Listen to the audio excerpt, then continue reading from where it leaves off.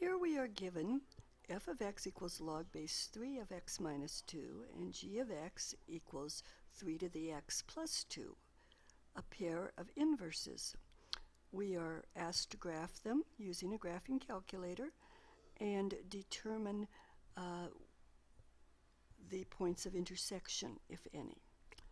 And so first of all, we notice that f of x is a log base 3, so using the change of base formula, we'll put it into the calculator as log x minus 2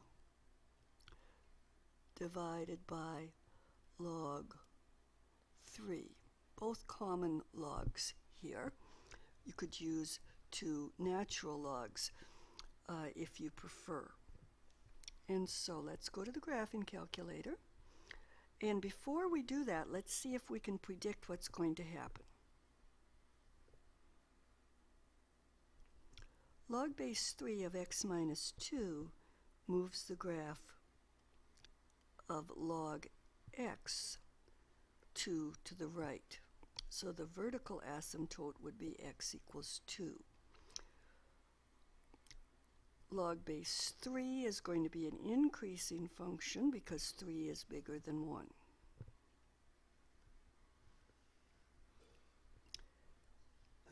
In the case of g of x equals 3 to the x quantity plus 2, the 3 to the x function is going to be moved up 2.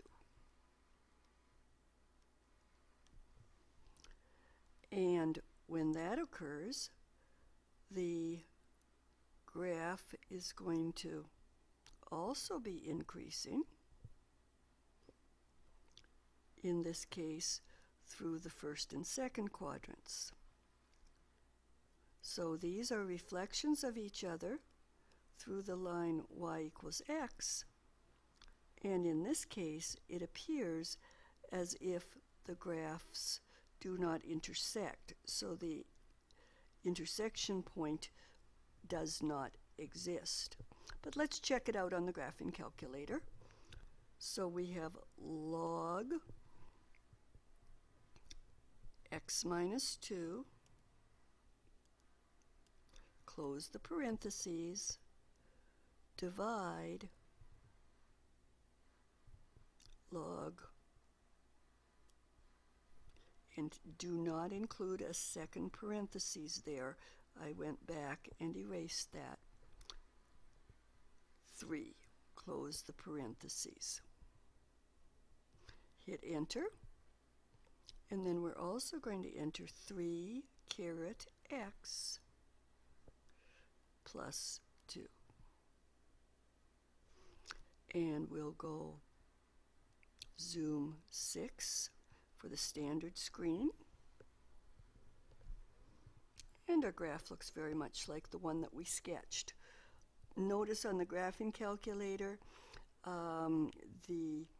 much of the logarithmic graph is cut off in the fourth quadrant because it becomes so close to vertical. So our hand-drawn sketch is actually a little bit more accurate. So now let's prepare for the next example by going to y equal and clearing our two functions using the down arrow and clear, then using the up arrow. I will erase the key press history, and we'll go down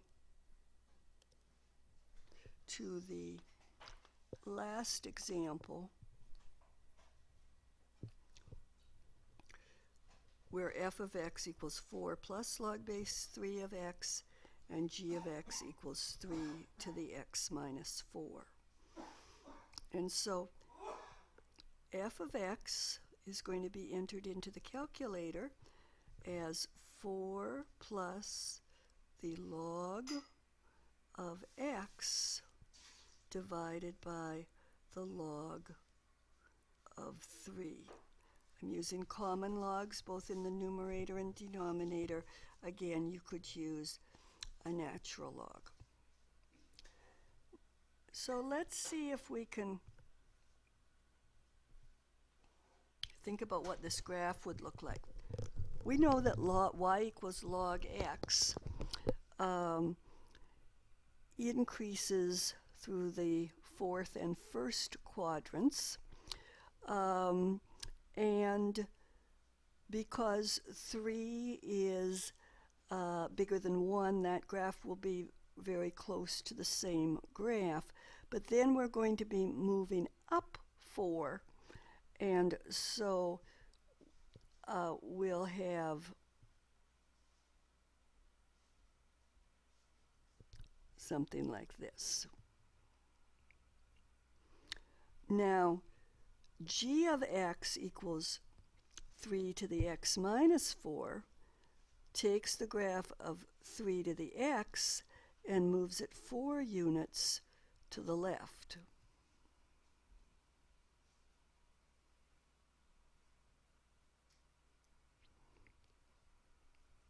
So I claim there are 2 intersection points, both in the first quadrant, one very close to the origin. And so let's go to the graphing calculator, and we'll enter 4 plus log x divided by log 3. And I'm going to back up because I forgot to close the parentheses on the x after the log.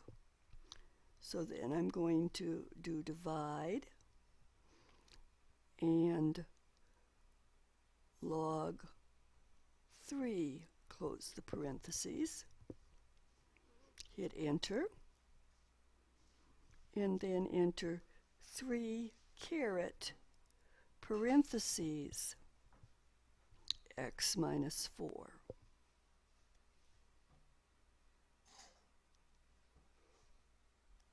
Parentheses.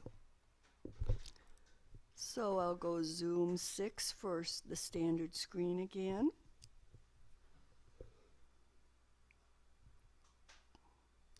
And you'll notice in this view it looks as if there might be an intersection right at the origin. There is an intersection there, but it is above the origin on the line y equals x. However, the intersection point that we are looking for is the one with the larger x value. And so let's do second calc 5 and move the cursor to the right to get fairly close on the f of x to the rightmost intersection point.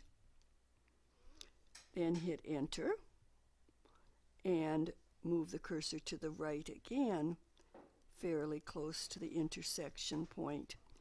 Hit enter and enter a third time. And we get the point 5.56, comma 5.56. And so the intersection point that we have there is approximately 5.6, comma 5.6.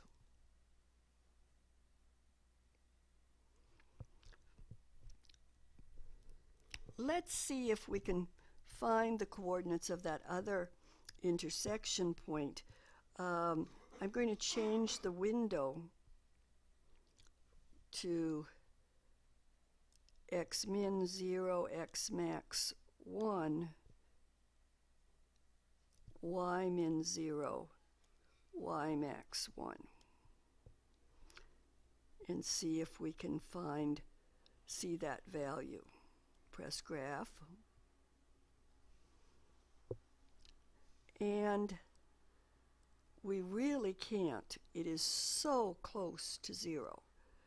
And this is one of the limitations of the graphing calculator. Let's just try one more time and maybe go from 0 to 0.0001.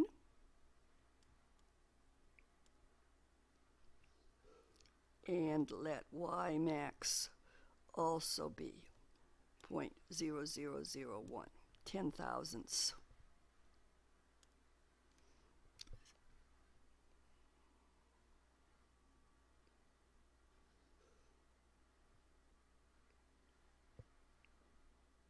And maybe I went a little bit too far this time. Let's try 0.001.